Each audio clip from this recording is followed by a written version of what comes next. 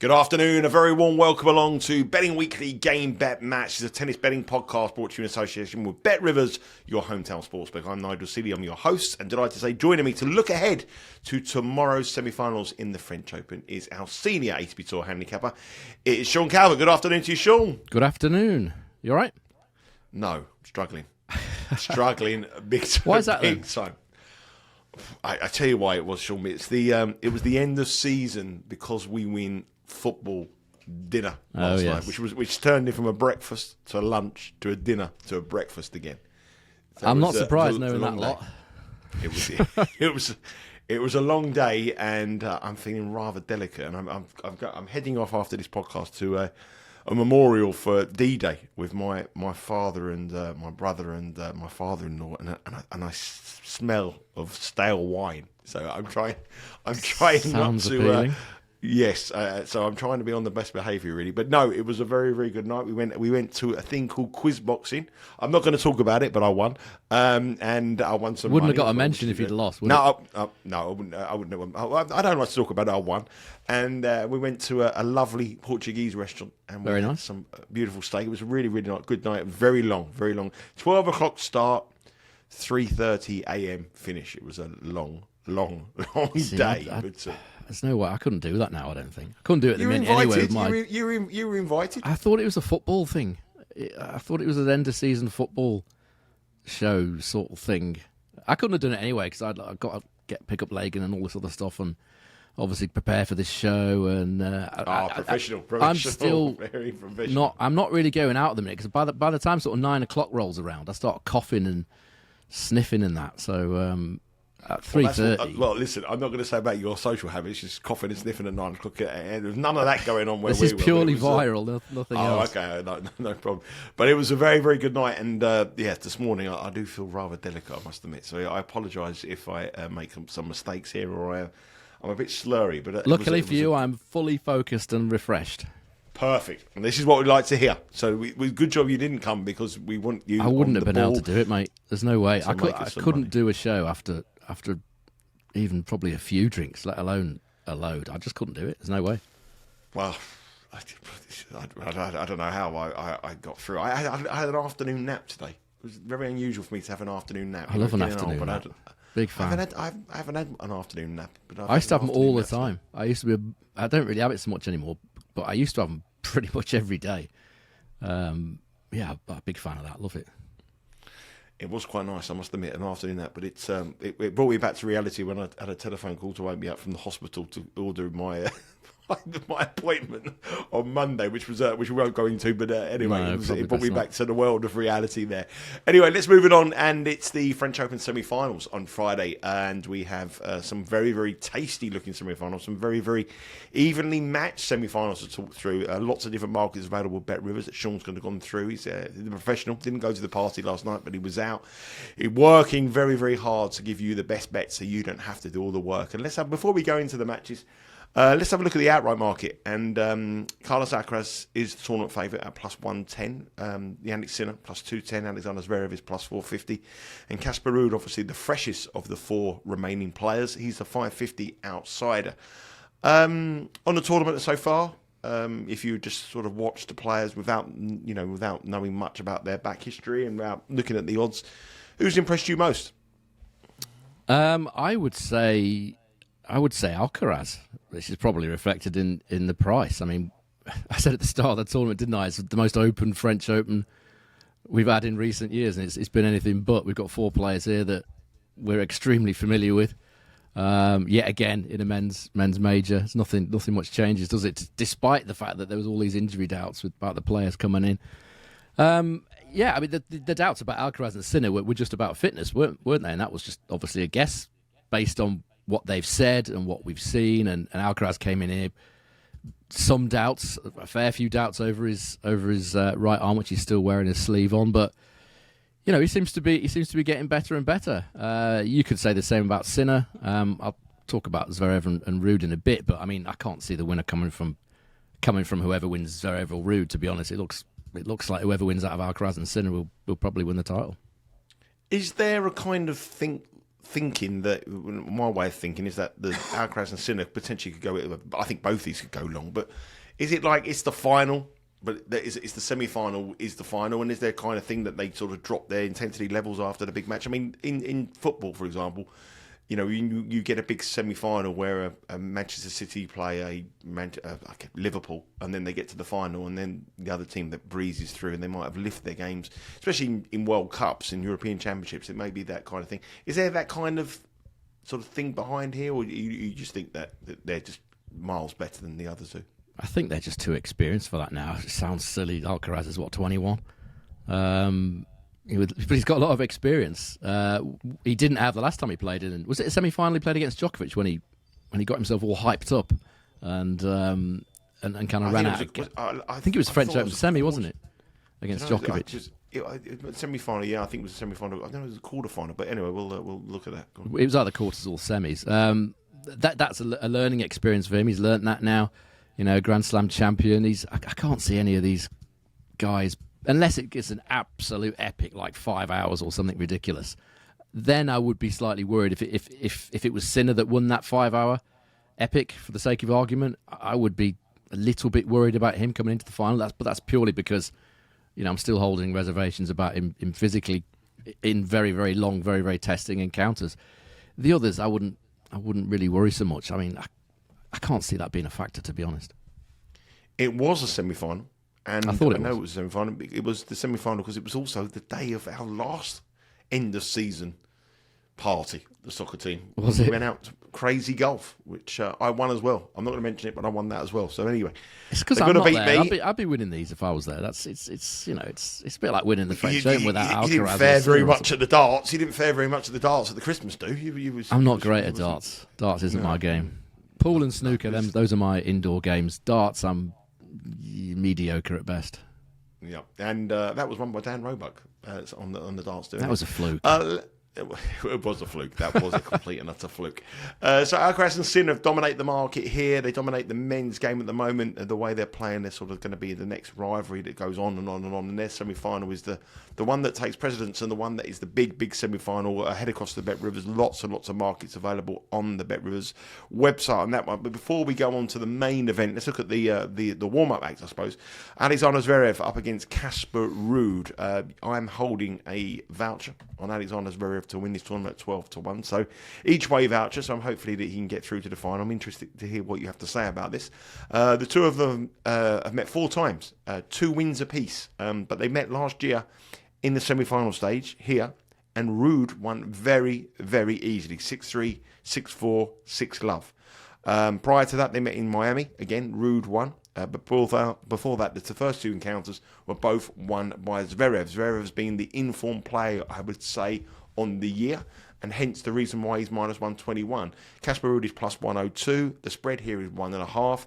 39 in the games is the total, with over at minus 114. When they met in the semi-final before, Ruud was a minus 110 marginal favourite. He's now plus 102. He's won a tournament coming in. He won the tournament over in Geneva in good, very good clay form. I know hedging's for gardeners, but what do you think about my position here? Should I be worried? You're not going to like what I'm going to say about this, I don't think. To be honest with you. Well, I'm all ears. And, I'm in the Casper Ruud camp here. I really am. I just think I've watched a lot of Zverev this tournament. I don't think his level's been that good at all. On current form and probably fitness as well, I'd make Casper Ruud the favourite here. I mean, I've seen a lot of Zverev's matches. He should have lost to Griekspoor, as we've talked about. He could have lost to Holger Rune. Last night against de Minaur, it was a dreadful match. I mean, de Minaur didn't play well, but he could have lost that as well. He certainly could have gone longer. I mean, a 3-0 win most certainly flattered him. I mean, de Minaur should have won the second set. Played really well in the second set. De Minaur had a set point, didn't take it, got to the tiebreak, got 4-0 up, de Minaur. And then as de Minaur does, and as a lot of these, if you want to call them slightly lesser players, they stop doing what they've done so well to get them into that position. And de Minaur was a classic example of that last night. 4-0 up, second set tiebreak. Ahead on the service points, won and return points stats over the first 2 sets. He was actually 2 points ahead on that, 102 to 98 ahead. and he lost both those sets. He was 4-0 up, playing great, started pushing, what I call pushing and hoping, which they both did an awful lot of in that match, actually. Zverev was not good at all. I think he hit 48 unforced errors in that match. Zverev, I think de Minaur hit about 50 odd. It wasn't great. The both of them were nervy. They were just basically rallying and waiting for the other guy to miss, which de Minaur wasn't doing for spells in that second set, and then he reverted to it once he got 4-0 up. So even over the 3 sets as a whole in that match, Zverev only just edged it, I think 102 to 98 in the end on service points won and return points won. He won it in straight sets. So it was very flattering. The other factor is fitness. You know, Ruud's only played 12 and a half hours to get to this stage. Zverev's played 17. So there's almost 5-hour gap between how much tennis these guys have played in this particular tournament. And this is going to be a tough physical match. You mentioned the head-to-head last year, the semi-final. Zverev wasn't fit. I think he had a thigh injury ahead of that match. So that's why he lost, one of the reasons why he lost, the main reason why he lost so comfortably. But it's going to be a physical match. I just feel like Ruud has that fitness stamina advantage, having played 5 hours less. I also feel like Ruud's forehand is more reliable than Zverev's. He was hitting a lot of shanks again yesterday. His forehand can completely go off, which Ruud doesn't really tend to do. If we look at the stats this Roland-Garros, they're dead level.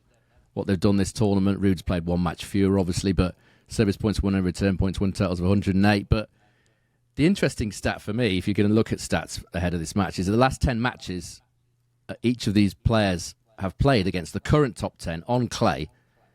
It tells a bit of a tale. Casper Ruud, 50% win rate, and a service points won and return points won total of 98. Zverev, just a 20% win rate and a total of 94.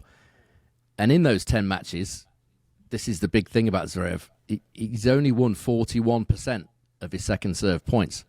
Casper Ruud won 55%, so a big advantage there. And again, last night, de Minaur won 10% more second serve points than Zverev did. So that indicates to me that, you know, the serve is key for him. If he's serving well, he's got a chance. But from the back of the court, in my opinion, I just don't think he's playing well enough to win this tournament. I think this is a good chance for Casper Ruud.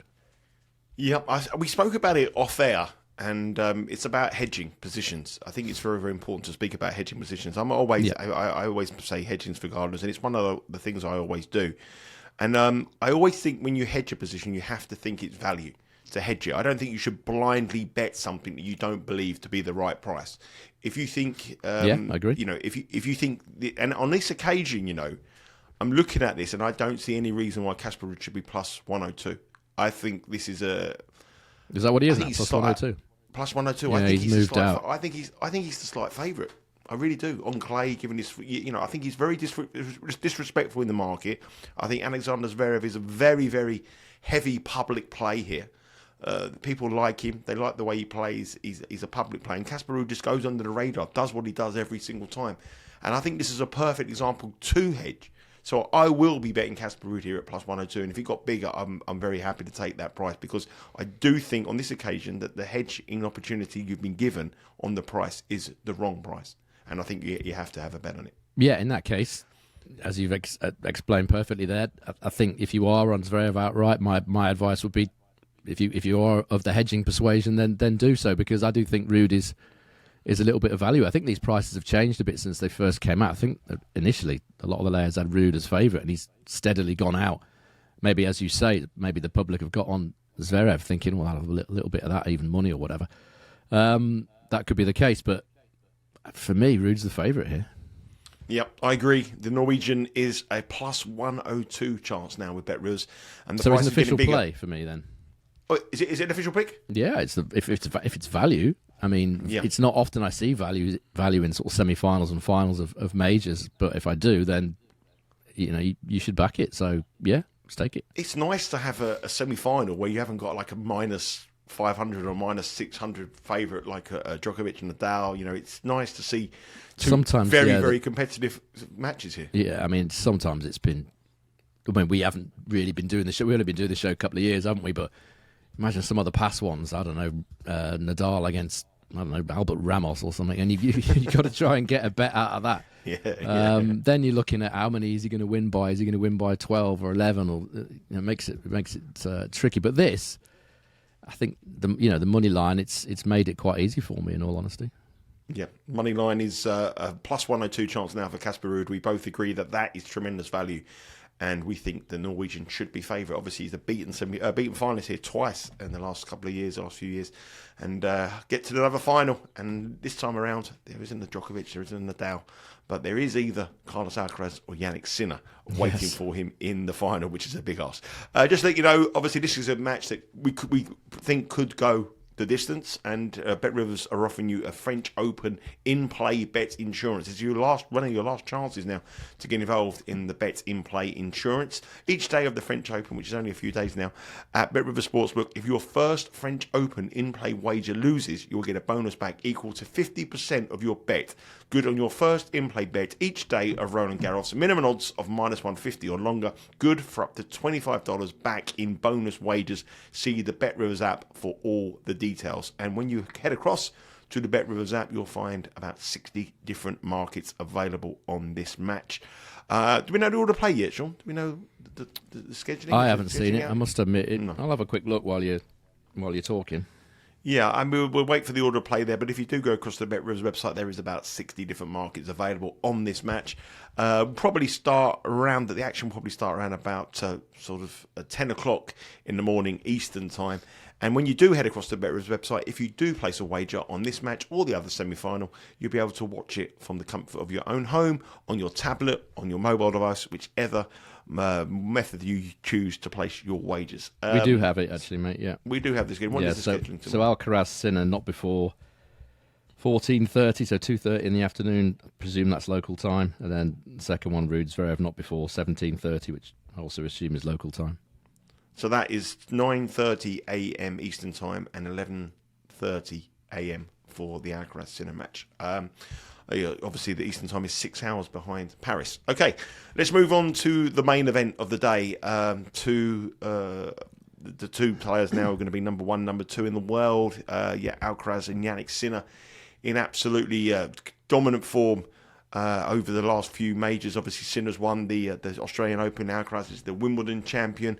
Alcaraz here is a heavy favourite, really. They're -159. Sinner is +135, which, given their record this year, is quite a surprise, really. I suppose the way that the layers are looking at it is the physicality and obviously the staying power over potential 5 sets of Jannik Sinner here. The spread is 2.5. Alcaraz -114, giving up 2.5 starts. Sinner +2.5 is -107. I'm quite surprised by the total games here, 38.5, which, given the dominance of these two players, given that these two players are at the top end of the game, I thought that might be a little bit higher. But over is -117, under is -105. If you're looking for an edge on the head-to-heads, it's very, very marginal in favour of Carlos Alcaraz, who leads 5-4 in the head-to-head. Their last meeting was at Indian Wells this year in the semi-final, which Alcaraz won, but he lost the first set 6-1 and come back and won 6-3, 6-2. Lots of matches between the two of them have gone quite away. If you look at the matches, the first sets, there's been a lot of tie breaks in their first sets as well. And on clay, it's a one-win apiece. There was a challenger win for Alcaraz back in Alicante back in 2019, which is pretty irrelevant. And the other time Sinner won was in Umag, where he won, again, a tight first set, lost the first set 7-6, and then he won 6-1, 6-1 in the final. I think this is going to be quite a tight match. I was quite surprised by the total here at 38.5, and I think first set here, looking at the head-to-head, I think overs may be a way I want to be exploring. Yeah, I mean, I would have priced this a bit closer to 50-50 than it is. A little bit surprised that Sinner's as big as +135. If you look at the last 10 matches on clay against the current top 10, I've got a load of stats here. I think it's always interesting to show the level these guys on this surface against the best players in the world. Alcaraz, 60% win rate. Service points won and return points won total of 106. Sinner, 50% win rate and a 104 total. So on that, you'd probably price it roughly as it is. Let's see what they've done this Roland-Garros. It's very, very close. Alcaraz, service points won and return points won total of 116. And a service hold and break total of 127. Pretty stellar numbers there. Sinner, very, very similar. 115 and 124. So, again, a tiny edge to Alcaraz there. If you look at the all-time head-to-head, all surfaces, as you've said, it's 5-4 to Alcaraz, but it's actually Sinner that's a squeak ahead in terms of service points won and return points won, 100.5 to 99.5. But, that's very, very close indeed. And the only real difference in their head-to-head is that Sinner has taken way more breakpoint chances than Alcaraz has, 49% compared to 32 for Alcaraz. So obviously Alcaraz is going to need to improve on the big points. But personally, the money line, I wouldn't put anybody off back in Sinner, because for me, I'd have priced this, as I said, quite a bit closer. I'd have had Alcaraz as slight favourite, but not as short as this, minus 159. I'm not sure I agree with that price, do you? I think the reasoning behind it would be the fact that if it went long, I think if you go... That's where I'm going with the lean, yeah. Yeah, I think if you're going into a fifth set or into a long four-setter, then Alcaraz obviously has the better staying power. And I think that's the reason why he is the price he is. For Sinner to win this at plus 135, I think you need Sinner to win it easy. So maybe 3-0 or 3-1, yeah. Yeah, 3-0, 3-1 Sinner. If it goes into a fifth set and it's 2 sets each, I can see Alcaraz starting the fifth set at around about minus 165. I think that's the reason why he's in it. The staying power of Sinner is questionable, and I don't think that people believe he's got the capability of beating Alcaraz over 5 sets on clay. That's the reason in here. But if he does it, he's got to go out and he's got to win it easy. That's what I've got written down here. So I think what I'm suggesting here makes sense from what you've just said then, because Alcaraz 3-2 plus 450 chance for Bet Rivers. You'd take that, wouldn't you, rather than taking minus 159? Yeah. I wouldn't take minus 159 anyway, because I think it's too short based on, he's playing the new world number one, guy who's beat him, numerous times, including on clay. It's too short. So if you are of the opinion, as I am, and as you are as well by the sounds of it, that Alcaraz is likely to win it if it does go long, then I think that's the bet that you want to be taking. I think you'll get bigger than minus 159 in play anyway, if you want to be backing Alcaraz on the money line. But I think a lean here would be 3-2. I can't see either man winning this comfortably. It doesn't seem like, unless these injuries that they've supposedly got, which they haven't shown much sign of this so far, this French Open, play a part.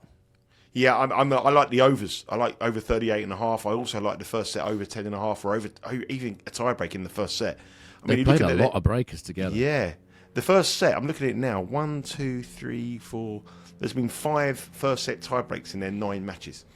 And this is obviously... including one on clay. Yeah, and this will be slow as well in Umag. You can't get much slower than Umag. And this will be the biggest match of the meeting. So, place in the French Open final at stake. Both going to be nervy. I think the first set tiebreak here could be the way forward. So I'm liking the way of the Alcaraz 3-2. I'm liking the total here over 38.5 is minus 117. I'm quite surprised that this one is one lower than Ruud. Obviously, I know the money line is a little bit more of a favourite. When the money line is the favourite, the totals tend to be lower. But if someone asked me which one I think would go potentially into a fifth set, I think the Alcaraz Sinner one would be the one that I would lean towards rather than Ruud Zverev. So. Yeah. There is a lot of angles there, and Bet Rivers have many different markets on this match. Head across to the Bet Rivers website. One question about Alcaraz, though, obviously he's minus 159 here. He didn't show up in that semi-final we mentioned against Djokovic. Nerves got to him, I suppose, on that occasion. Yeah, they did. Potential that could happen showed to him up, again? Sorry, mate.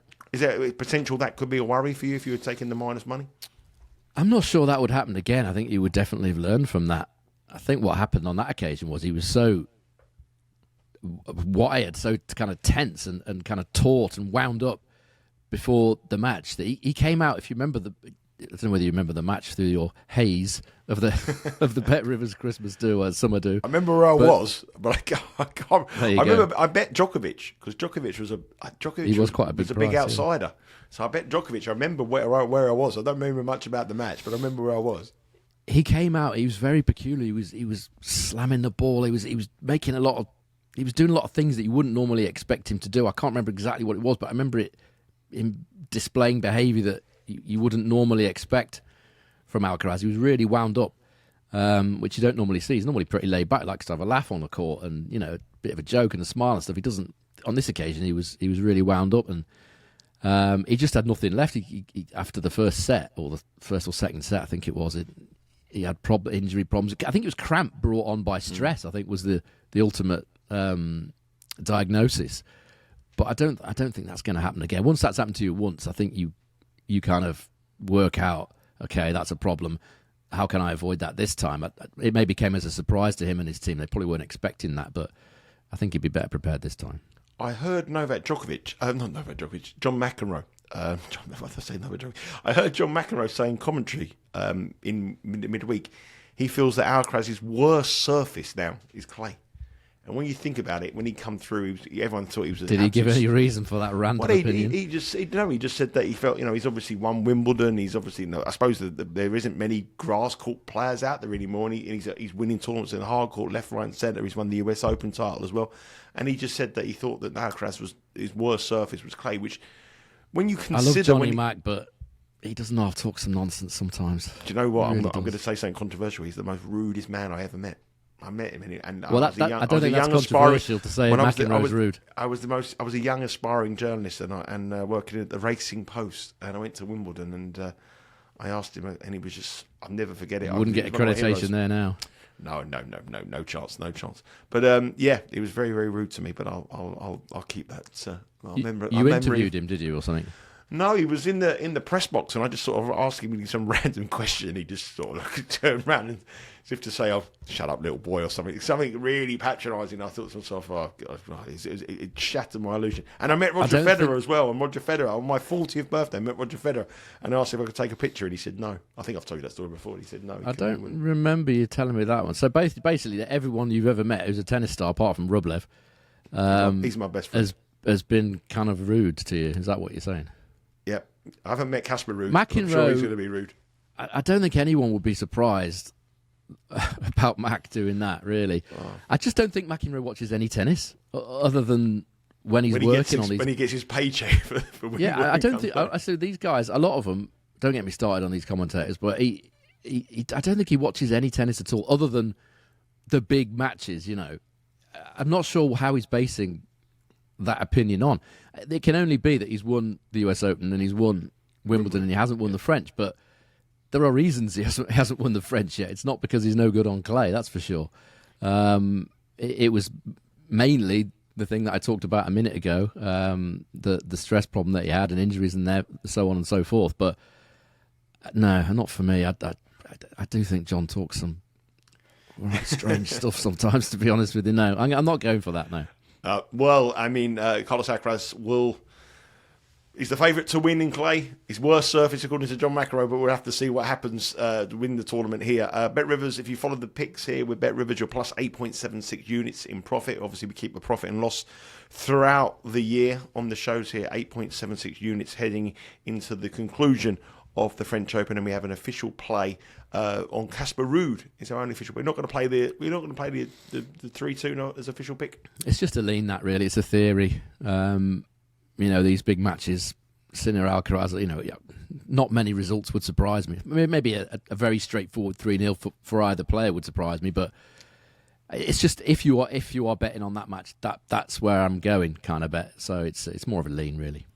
Yep, the lean. So the official play is Casper Ruud at plus 102 to beat Alexander Zverev. Remember, head across the BetRivers website. Loads of different markets. You have that bet and watch opportunity. So you can bet the match. You better watch the match live on your mobile device. And you can also have that offer, the French Open Special in-play insurance. Remember to subscribe to this channel. Huge amount of subscribers again over this week. So thank you very much. I think we've had about 250 new subscribers while we've been covering here on the French Open. The views have been sensational, so thank you very, very much for watching the show. You can always comment any questions you have for myself or Sean. We're happy to answer them, and if we don't answer them, we'll be back again for the final. We'll answer them then as well. So thank you very much for subscribing. Download the podcast Betting Weekly Game Bet Match if you like it, listening to the podcast, which is available on all your preferred downloads and your podcast providers.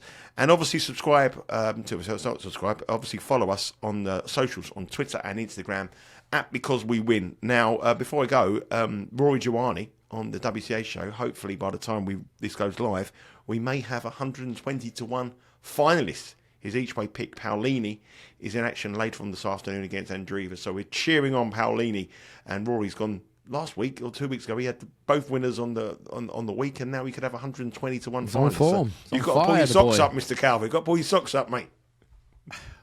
It's a bit late for me. My 100-to-1 shots bombed out in the first day, I think it was. Great. It's great for Rory. Nicest man in sports betting, as you say, and hopefully that comes in for him. Nicest man in sports betting. Hopefully some of you cashed on that. We're going to cheer on Pauline as well. We'll be back looking at the final probably on Saturday. Looking at the men's final, giving our picks on the final there, and we'll see who's in the final. And Rory and I and Sean and I will be back again on Sunday, looking ahead to where are we next week? Where are we next week? We're on the grass. On the grass. Green stuff. Yeah, back on the grass. It's Stuttgart and Rosmalen, I think, off the top of my head. So back on the grass, and we're looking ahead to that on Sunday as well. So that has been it for the semi-final special here on Game Bet Match. Enjoy the rest of your day, Sean. I'm off to remember the fallen at D-Day. Very, very big day for us in the Seeley household. A lot of ex-servicemen in my family, and my grandfather and my father. And so we're all off to commemorate and remember the fallen for D-Day. So enjoy the rest of your day. Take care. Let's cash some tickets, and we'll be back again looking at the men's singles final of the French Open.